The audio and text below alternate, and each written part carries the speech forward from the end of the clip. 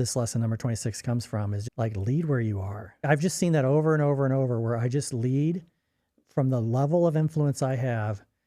And I'm not doing it to impress. I'm not doing it to be noticed. But by leading where you are with strength, you will impress and you will be noticed and you will have a seat at the table at some point, or you'll have the ear of someone who has a seat at the table, and you'll just grow in your influence over time.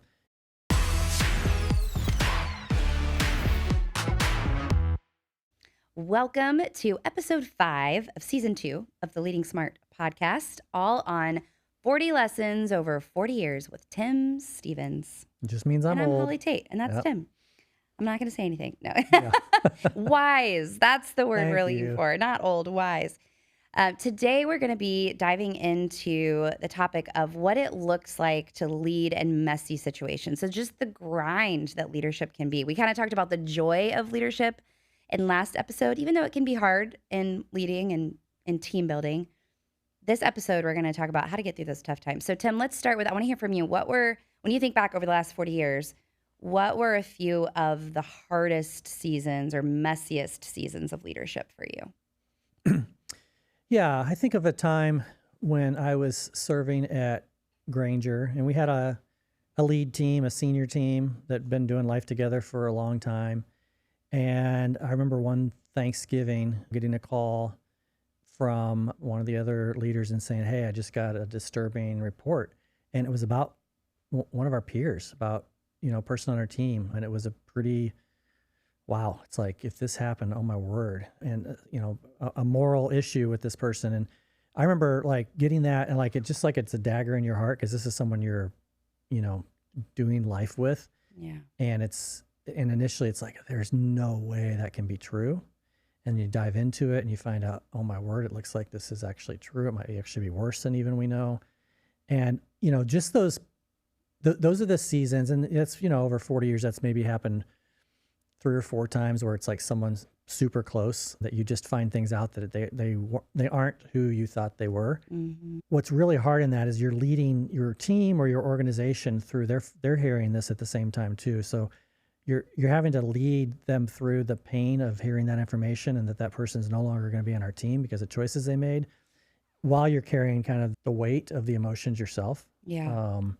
Is really difficult. So that comes to mind. I think another one, and in that, you're kind of balancing. You're balancing like leading with authenticity, and people are like pressing you because they want to know the facts, and it's super sensitive. It's a personal issue. You don't want to get sued. So you're like, I can't tell you all the facts, but you're trying to lead authentically, but I can't tell you everything. And you're also trying to lead confidently, but also you're crushed inside. Like the emotions are just crushing your soul. I feel like that's also a unique thing about ministry, where you're like pastoring people through something while also protecting them. Yeah. Whereas like, I feel like in the corporate world, your job is to protect the organization. Yep. Not to, of course you can care for the team, but you're not pastoring a team through something while you're also feeling it yourself. Right. That's hard. Yep.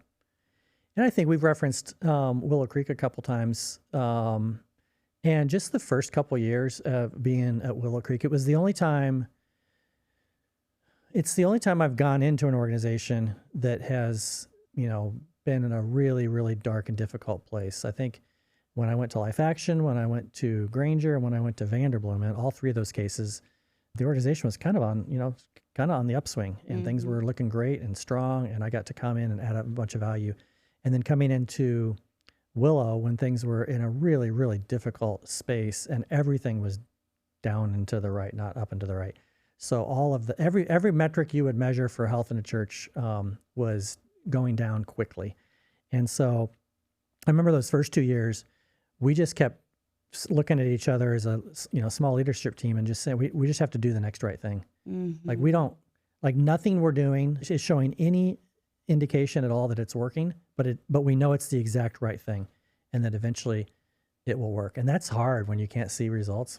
This is like when, you've got a baby at home. This is like when you're raising kids and they're 3 years old or 5 years old or 7, and it seems like nothing you're doing as a parent is going to create the human you want to produce on the other end of this thing called childhood. Mm-hmm. And yet, it's the right thing.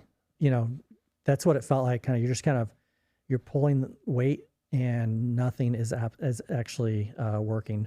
But you're also just trying to lead with calm and confidence and saying, we're on the right track. Yeah. So we just got to keep going. We got to keep doing this thing. One step in front of the other. Yeah. You, in the ebook, lesson 26, you say, lead where you are. Change agents usually emerge long before they are invited to the table. Change agents usually emerge long before they're invited to the table. Influence grows by what you do, not what you're called. Woo, this is so good. Influence grows by what you do, not what you're called.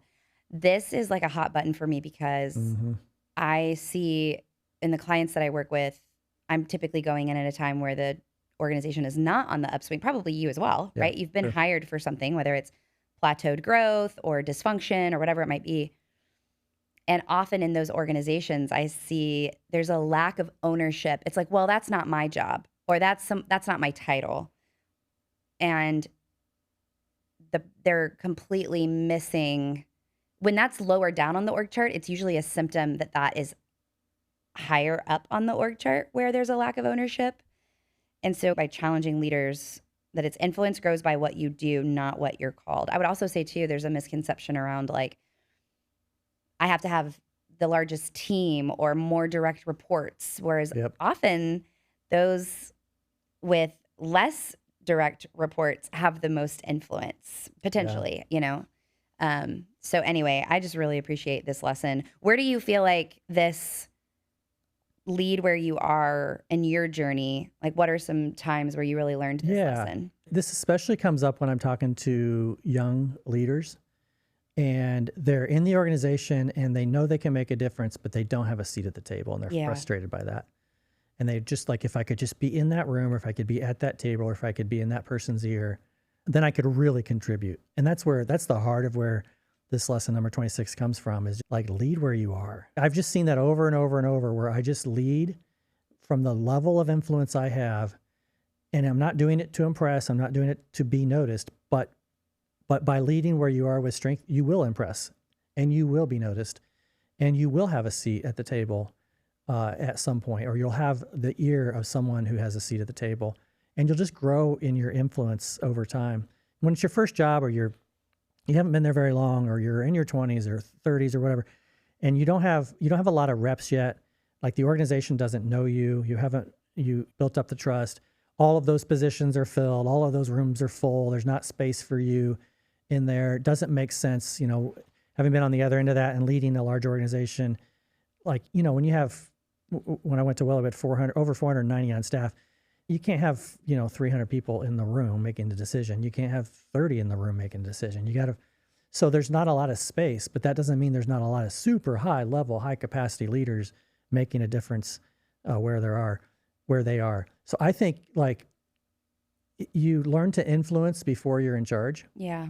You learn to have a voice in the spaces. You can have a voice. I saw this, someone that you know, and that I got to work with at Willow. Her name's Faith Schiller, and I saw Faith was a young, I don't know, she was 23 or 4 maybe when I got there, young leader, still in her 20s when I left. And more than anyone I've ever seen, I saw her lead where she was. Like, she wasn't in all of the rooms, but I saw over 3 or 4 or 5 years, like, her voice grow. And she got pulled into some of those rooms. People were like, what does Faith Schiller think? Like, she just proved herself in the space that she had. And it was super encouraging and I think empowering for her to see that. That's awesome. You said something a minute ago that sparked for me. It was like, lead, like, you don't necessarily need the title or use the influence you have, but it's like, even if you're not intentional about it, you are leading from where you are. So it can either be for good or if you're cynical, have a bad attitude, you're still leading from where you are, but you're going the opposite direction, which is going to not end up in the outcome that you're hoping for in the first place. Yeah. If you've got the critical or cynical view, you're not going to be pulled into those rooms because people don't want to be around you. So lead positively. I think some real practical ways, like if you're a young leader and you're maybe a little bit eager and or like frustrated, maybe not having the voice or being in the rooms yet, I think figuring out like ways to do that. So I'll give you an example. Way back when I worked with Life Action Ministries, I'm I'm 19, 20, 21, 22 in that season of life. And the leader of the organization, his name was Del Fazenfeld, and another woman was Nancy Lee DeMoss, and got to work for both of them. And these were super high level leaders that were 20 to 30 years older than me. And so I volunteered, maybe I was assigned, I don't remember, but I got to empty the holding tanks on the RVs. So we traveled in RVs around the country, and these families and speakers their family would live in an RV in a church parking lot for 3 to 6 weeks at a time. And I would come and empty, if you know what a holding tank is. Is that where you go to the bathroom? Yeah, that's Oh, wow. like there's gray water and Okay. there's We don't need, no, icky water. I don't need to hear about the And I water. emptied both of them. The gray water was Wow. like from the washing machine and from the sinks. And the other stuff was, kind of where that came from. But it has to be emptied. And someone has to load it up and haul it off. And you kind of you wear like gloves and rubber stuff and whatever so you can keep it off you. But sometimes we know where it goes. Anyway, but what that did is it just bought me influence. I wasn't doing it for that reason, but it bought me influence with those leaders where I got to be in their space, and we got to spend a little bit of time together and got to watch them lead at a close level. I think another thing you can do, someone did this with me last week. They just said, "Hey, Tim, can I have 30 minutes of your time? I'll pay you if you want me to pay you." I'm like, I'll never charge anyone money for that. When it's a young leader that just wants 30 minutes to get some like career or next step kind of guidance. And I used to do that all of the time. And I'd never, ever, ever had anyone deny me time, even super high level people. I would say, "Hey, can I buy you lunch and just pick your brain for an hour and a half?" And almost always they pay for lunch or they offer to pay for lunch, especially when you're a young leader. And you gain so much from that. And leaders notice that. Like if you know this now, like if we have someone on our team who's eager to learn and eager to grow, man, we lean into that person. Yes. That's not common. That's the dream. You're right. It's not common. Yeah. Absolutely. Well, you also, so in the ebook too, number 10 is find the genius in the room. Good leaders walk into the room with the answer. Great leaders walk in asking questions, and then empower and release people to dream and contribute. And so I think that's what you just said about like how great leaders are attracted to those types of people who are curious and model asking the right questions and wanting to learn from other people who are farther ahead of them. And so I think that's why great leaders are attracted to those kinds of people. But any other advice you would give on when you feel like you don't have all the answers of like, you're talking about leading from influence, but what if it's like, I want to lead, but I'm working with a leader right now, a young leader in his very, very, very early 20s at a church. And he's even exploring for the first time of like, what does it even mean to be a leader? And like, how am I supposed to be a leader if I'm 21 and don't even have real experience yet? Anything else you want to share beyond lesson 10 of find the genius in the room? I do think, older people in your life can help you figure that out and can help kind of identify. And I remember older people in my life saying, especially when I kind of 2 or 3 years after starting the ministry, kind of made the decision, like, if I don't go to college now, I'm probably not going to go to college. And older people in my life saying, "Hey, Tim, you're just wired as a learner. You don't need a classroom for that." So a lot of people need a classroom for that. You don't. You're going to be fine. So, but that was something, I couldn't see that on my own. I needed some help on that. So having people speak into your life around those kinds of things. And then as you gain influence, a lot of us, I think I had a misnomer as a young leader that being a leader meant having the answers, and realizing being a leader does not mean you have all the answers. I really, truly think, and you already said it, like it's asking good questions, and it's like finding the genius in the room. That quote comes from a book called Multipliers by Liz Wiseman, and she had a co-author too. I can't remember his name, but Liz writes about this, about how like the best leaders or the multipliers are the ones that can look at their team or an organization and can multiply the talent that is there. They can actually, it's empowering, it's developing, it's calling it out, it's asking the questions. And the other side of that means you're a diminisher, and often an unintentional diminisher, to where you stifle the genius that's in the room because you have all the answers, and that tone gets set, and then people stop speaking up. It's so true. So true, Tim. All right. Well, shall we pivot to our fun segment? I think it seems right. All right, let's do it. Hard right turn.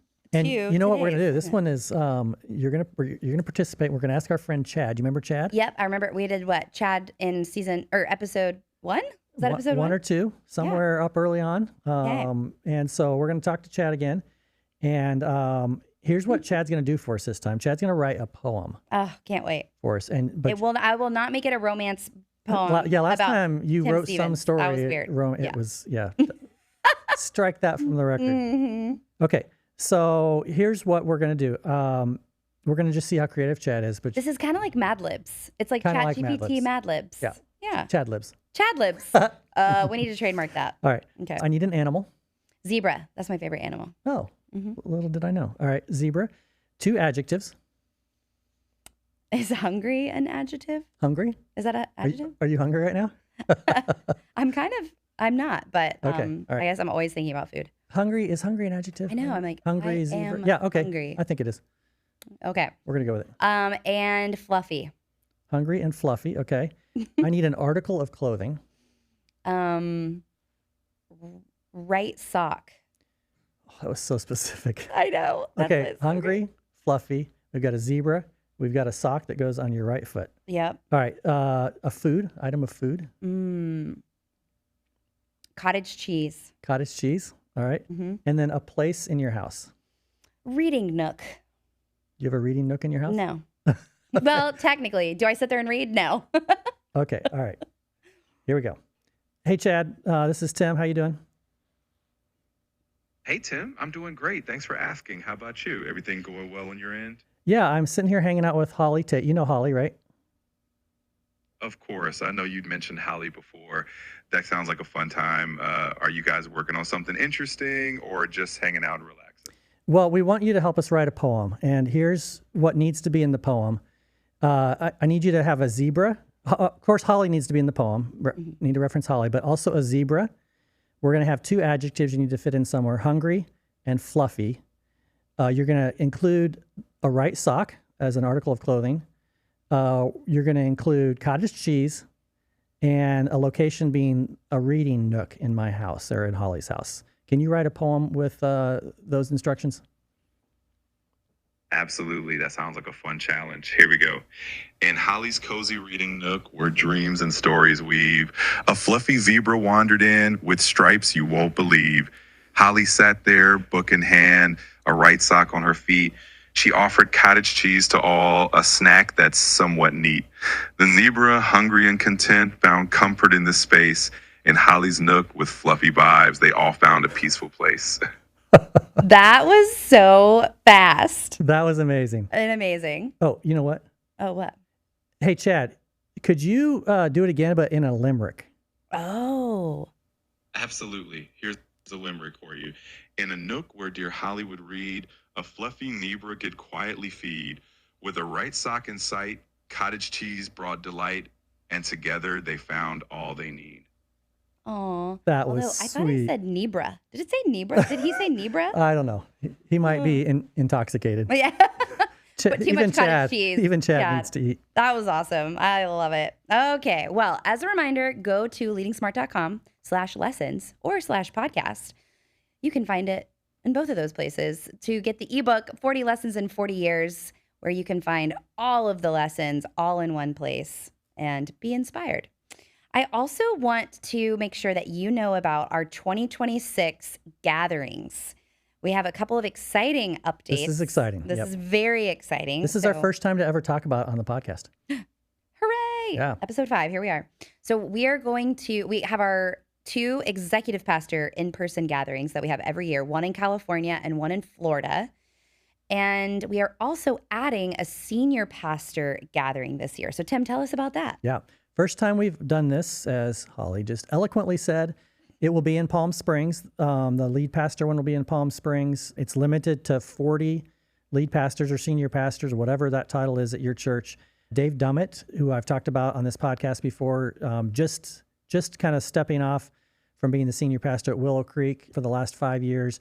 He was also a senior pastor at 242 Church in Michigan, grew from 0 to 10,000 with 7 locations. Super gifted. And then David Whiting will be with us as well. David Whiting's been a senior pastor at 2 different locations.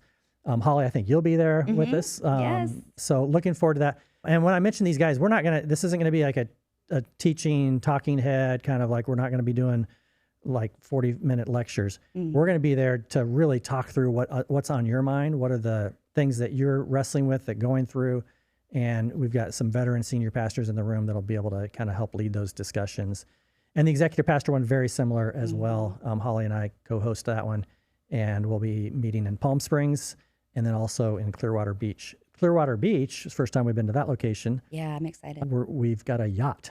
Like we're going to be on a yacht for one of the meals, like a So sunset fancy. dinner cruise kind of thing. It's going to be super cool. That's really cool. So go to leadingsmart.com and then you click on gatherings. So if you're on your phone, click the little hamburger menu, click on gatherings, desktop, of course, you can see it there at the top. We do sell out the executive pastor ones in Florida and in California. So if you're listening to this, go check it out and reserve your spot. And we can't wait to see you there. We also, Tim, wanted to highlight one of our partners who makes this podcast possible and also our gatherings possible and everything possible, which is Reach the Lost. This is an organization that Tim and I were both introduced to, I guess about a year ago now. Yeah. They were introduced to us through a different partner, and it's called Reach the Lost, and they help churches with searches, but not the Vanderblumen type searches. Not people searches. Online searches. So Ryan and his team are really gifted at helping you as an executive pastor or a senior pastor or whatever your role is at your church really be more visible online. So for example, he took us through this exercise in person at one of our gatherings, and I looked up my church in Houston, and we don't have church, like the name of our church Doesn't have the word church in it. Yeah. And so it's like, okay, well, we're not going to come up as well when people go to Google and type in church or like Google Maps, because Google doesn't know that we're a church unless you tell it. So just like really tactical things like that. They also help churches with Google Ad Grants, which is an incredible resource and asset that your church has the ability to do, but it can be really confusing, especially if you don't have somebody on your team that's done it before. And Reach the Lost can help your team figure all of that out and leverage that Google Ad Grant money in order to reach more people. Reach the Lost, hence their name. So anything else you want to say about Reach the Lost, Tim? I thought it was super cool when Ryan was talking to us about even things like if someone in your zip code or in your neighborhood close to your church just was Googling and said, I am lonely. Things like that. They're not looking for a church, but they have ways to help figure out, like based on categories of needs that your church helps meet, that they can help your church kind of pop up on the list when someone just has some of these like life things, or I'm going through a divorce or struggling with whatever, substance abuse, like you can pop up and they have a connection to your church in that way as well. Mm-hmm. So check them out, Reach the Lost, and we would love for you to be introduced to their team because they're helping so many churches just like yours. All right, Tim, our next episode is really special. You actually get to interview your 4 kiddos, which it was so funny because when you had this idea, you were like, I don't know if any of them are going to say yes. And then a couple weeks later, you were like, guess how many of my kids said yes? I'm like, all 4 of them, of course. And all 4 of them did. And so it's just a really, really special episode where you get to interview them about what it was like in ministry. Yeah. So raising the kids, where dad's a pastor at the church, when you're the pastor at the church, you don't think through that lens, but they have a lens on that. And now they're 25 to 32 years old and get to talk real openly and frankly about their experience. It's awesome. All right. We'll see you there on episode 6.